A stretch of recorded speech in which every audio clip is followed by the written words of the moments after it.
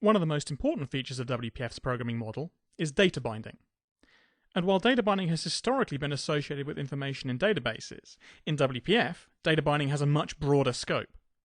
Data binding tends to be used pretty much any time you want to present information on the screen. It's unusual for a WPF application not to use data binding.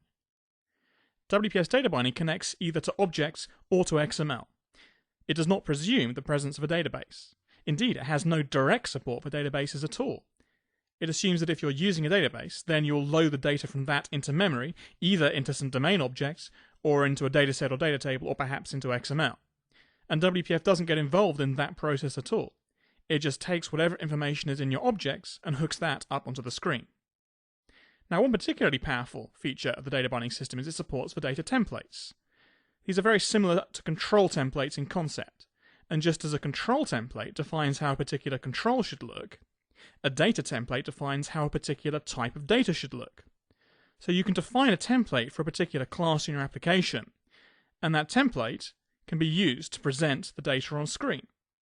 For example, if you were to fill a list box with objects of that type, it doesn't matter if those objects that you put in the list box are not user interface elements, because WPF can use the data template for those objects to work out how it should present them.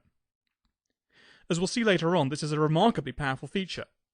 Ironically, people often criticize WPF for not having a built-in data grid control, and in fact, the reason for that is that most of the scenarios that the Windows Forms data grid supports can be easily addressed more effectively with data templates in WPF. The need for grids is greatly reduced in WPF thanks to the data template. And data templates can actually do a lot more than grids as well. Now, it's hard to illustrate data templates effectively without first seeing the basics of data binding. So for now, I'll just ask you to take my word for it that these things are great, and we'll see them in action later on when we get to the data binding talk.